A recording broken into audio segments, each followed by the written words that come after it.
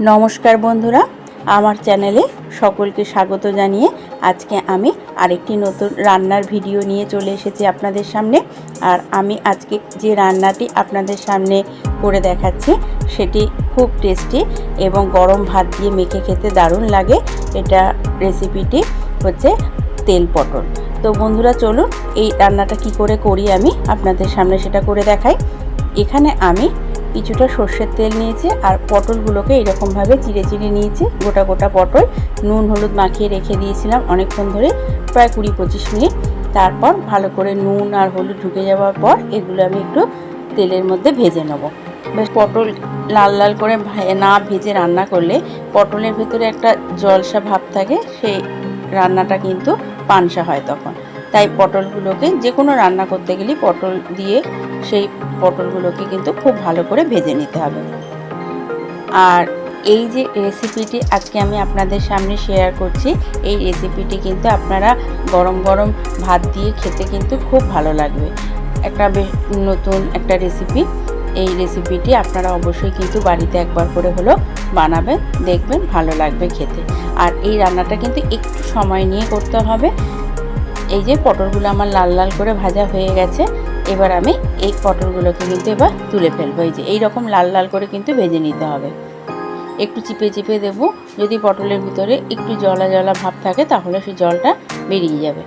এই যে এবার আমি এগুলো তুলে নিচ্ছি। তুলে নেবার পর এবার গ্যাসটা কিন্তু আমাকে এখানে কমিয়ে দিতে হবে, কারণ মশলাটা এখন একটু কষাবো, নাহলে মশলাটা লেগে যাবে। এবার আমি এই তেলের মধ্যেই দিয়ে দিলাম 1 চামচ মতো কালো জিরে। কালো জিরেটা খুব ভালো করে যখন ভাজার গন্ধ উঠবে তখন আমি এখানে 2টো মিডিয়াম সাইজে পেঁয়াজকে ভালো করে ঘষে নিয়েছি, সেই ঘষাটা দিয়ে দিলাম। পেঁয়াজটা কিন্তু তেলের মধ্যে একটু ভেজে নিতে হবে যাতে পেঁয়াজের কাঁচা গন্ধটা চলে যায়। একটু নুন দেব 1/2 চামচ মতো, আর অল্প করে 1/2 চামচের মতো দেব হলুদ গুঁড়ো দিয়ে পেঁয়াজটা একটু ভেজে নেব। পেঁয়াজটাকে জাস্ট কাঁচা গন্ধটা যাতে চলে যায়, নাহলে একটা কাঁচা গন্ধ ছাড়ে তরকারিতে ভালো লাগে না। তাই পেঁয়াজটাকে আগে দিয়ে কড়াইতে কিন্তু একটু ভেজে নিতে হবে। এই যে এবার আমি এইখানে দিয়ে দেবো একটা বড় সাইজের রসুনকে থেতো করে নিয়েছি, যেটা চায়ের চামচে 2 চামচ মতো হবে। সেই রসুন থেতোটাও দিয়ে দিলাম। দিয়ে এবার পেঁয়াজটার সঙ্গে এই রসুনটাকে ভালো করে একটুখানি মিশিয়ে ভাজবো। এবার আমি এখানে দিয়ে দিলাম একটা বড় সাইজের টমেটো। এই টমেটোটাও এর সঙ্গে দিয়ে দিলাম, আর দিলাম আদা বাটা।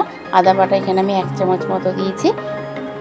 তারপরে এখানে দিয়ে দিলাম আরেকটু নুন, কারণ নুনটা আমি প্রথমে যেটা দিয়েছিলাম সেটা কম, তাই এখানে আন্দাজ মতো আরেকটু নুন দিয়ে দিলাম। আর হ্যাঁ, পটল ভাজাতেও কিন্তু নুন দেওয়া আছে, তাই নুনটা কিন্তু একটু বুঝে বুঝে দেবেন। তারপরে এখানে আমি 1 চামচ করে ধনে আর জিরের গুঁড়ো দিলাম, লঙ্কার গুঁড়ো দিলাম 1 চামচ। লঙ্কার গুঁড়োটা যদি একটু মনে করেন কম দেবেন তাহলে 1/2 চামচ মতো দিতে পারেন, আর 1/2 চামচ মতো কাঁচা লঙ্কার পেস্টও দিতে পারেন। এবার গ্যাসটাকে কমিয়ে দিয়ে আমি ভালো করে কিন্তু মশলাটাকে একটুখানি কষিয়ে নেব। এখানে তেল কিন্তু আর দেব না, আমি তেল অনেকটাই দিয়েছি। এবার একদম গ্যাসটা কমিয়ে দিয়ে কিন্তু আস্তে করে আমি কষাবো। দেখুন জলও বেরিয়ে যাবে, এই জলের মধ্যে কিন্তু চাপা দিয়ে দিয়ে আমাকে কষিয়ে নিতে হবে। এবার এখানে আমি টক দই নিলাম 1/2 কাপ মতো, এটাকে ভালো করে ফেটিয়ে নিয়েছি। এই টক দইটাও এর মধ্যে দিয়ে টমেটোগুলো একটু খুন্তির ডগ দিয়ে আমি ভেঙে দিচ্ছি, দেওয়ার দরকার হয় না। যখন চাপা দিয়ে দেবো এমনি এগুলো সেদ্ধ হয়ে যায়। তা এবার আমি চাপা দিয়ে দিলাম, আর ধিমে আছে কিন্তু এই মশলাটাকে একদম কষাবো। এবার প্রায় 5-7 মিনিটের জন্য ধিমে আছে ঢাকা দিয়ে দিলাম। দেখুন মশলা থেকে কিন্তু আমার অনেকটা তেল বেরিয়ে আসছে। এখনও কিন্তু আমার মশলাটা কিছুই কষানো হয়নি। আবারও একটু নাড়াচাড়া করে আবারও কিন্তু আমি ঢাকা দিয়ে দেবো। এই যে তেল পটলে যত মশলাটা কষানো হবে তত মশলা থেকে তেল ছেড়ে আসবে, আর তাতে কিন্তু টেস্ট আরও ভালো হবে। পটলটা আমি এবার দিয়ে দিলাম, দিয়ে আরও ভালো করে কিন্তু টান টান করে এবার আমি কষাবো। আর এখানে কিন্তু আমি কোনো জল দেবো না কোনো রকমভাবেই। আর যেহেতু তেল পটল, সেই জন্য এখানে একদম মাখো মাখোভাবে কিন্তু এই রেসিপিটা হবে। আর গ্যাসটা কমানো রয়েছে। আর এই পটলগুলো একটু নাড়াচাড়া করে মশলাগুলো একটু ওপর নিচে ভালো করে পটলের সাথে মাখিয়ে আবারও ধিমে আছে 5 থেকে 7 মিনিট চাপা দিয়ে দেবো। তারপর আস্তে আস্তে করে দেখে ঢাকনা তুলে তুলে একটু করে করে উল্টিয়ে দেবো। যখন দেখবেন কড়াইয়ের গায়ে একদম মশলা সমেত পটলগুলো লেগে লেগে আসছে, তখন ভাববেন রান্নাটা আমার হয়ে গেছে। এই যে আমি 10 মিনিটের মতো একদম ধিমে আঁচে চাপা দিয়ে দিয়েছি। এই যে আরেকবার আমি উল্টিয়ে দেবো। এখন আমার একটু হবে রান্নাটা, এই যে মশলাটা আরেকটু কষানো হবে। তেল এখনও খুব একটা বেশি বেরোয়নি, তেল কিন্তু একদম বেরিয়ে আসবে। এই যে আমি আরও 10 মিনিট চাপা দিয়ে রেখেছিলাম। দেখুন কালারটা কত সুন্দর এসেছে বন্ধুরা।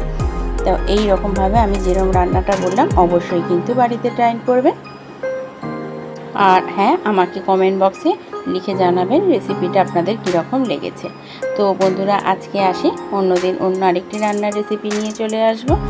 সকলে ভালো থাকবেন, সুস্থ থাকবেন, নমস্কার।